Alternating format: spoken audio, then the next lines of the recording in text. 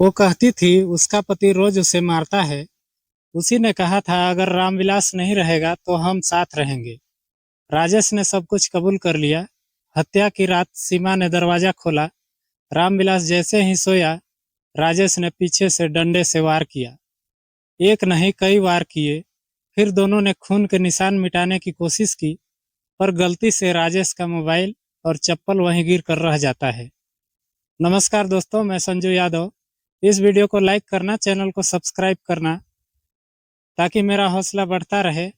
बाकी आप कौन सी जिला से हमारे वीडियो देखते हैं, कमेंट के माध्यम से जरूर बताइएगा। अगली वीडियो में आप सभी का नाम जरूर लूंगा।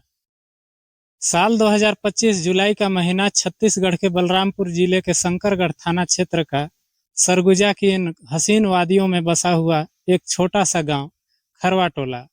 दिन में खेतों में मेहनत, रात में चूल्हे की रोशनी और परिवार की बातें, सब कुछ आम शांत था।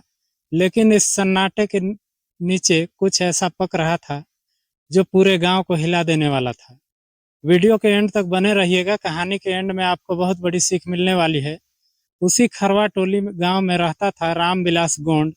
उम्र करीब 38 साल, मेहनती किसान, लेकिन घर में हमेशा तनाव बना रहता था। पत्नी सीमा को शक था कि रामविलास का किसी दूसरी औरत से रिश्ता है। शक धीरे धीरे नफरत में बदलने लगा और नफरत एक रात खूनी तूफान बन गई। 15 जुलाई 2025 की रात करीब 9:30 बजे बिजली गुल हुई। चारों तरफ अंधेरा। गांव में बस कुत्तों के भौंकने की आवाज और झिंगुरों की गुनगुनाहट थी। रामविलास खाना खाकर आंगन की चारपाई पर लेटा था। सीमा अंदर बच्चों के साथ थी। अचानक बचाओ बचाओ की आवाज आई। आदमी को मार रहा है। ये चीख सुनते ही गांव के लोग टार्च लेकर दौड़े। आंगन में खून फैला था। रामविलास जमीन पर पड़ा था, सिर फटा हुआ। पास ही खून से सना लकड़ी का डंडा। पुलिस को खबर दी गई। शंकरगढ़ थाना प्रभारी एसके तिवारी अपनी टीम के साथ पहुंचे।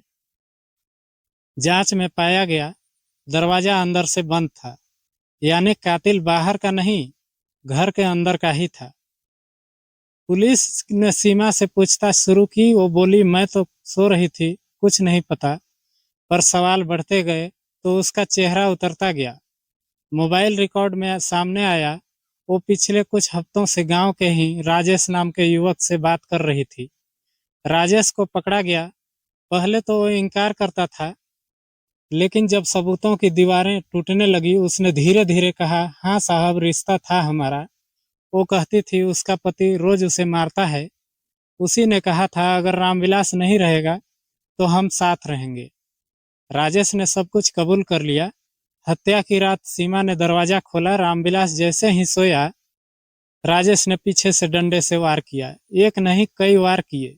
फिर दोनों ने खून के निशान मिटाने की कोशिश की, पर गलती से राजेश का मोबाइल और चप्पल वहीं गिर कर रह जाता है। वही बना उनकी मौत की गवाही। पुलिस ने दोनों को गिरफ्तार किया। धारा 302 हत्या और 120 षड्यंत्र के तहत केस दर्ज हुआ। दोनों को कोर्ट में जुर्म कबूल कर लिया। दोस्तों, इस कहानी को सुनाने का मकसद किसी को परेशान करना या किसी का दिल दुखाना नहीं है। आप सबको जागरूक करना है, आपको सचेत करना है। आज भी लोग कहते हैं उस घर के पास रात में जाने पर चारपाई की चरमराहट और एक दबा हुआ कराह सुनाई देता है, जैसे कोई अब भी मदद मांग रहा हो। कभी कभी इंसान का शक ही उसकी बर्बादी की वजह बन जाती है।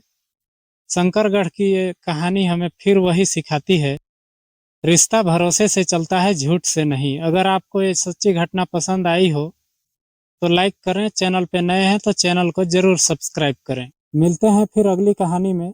तब तक के लिए आपसे विदा चाहते हैं। जय जोहार।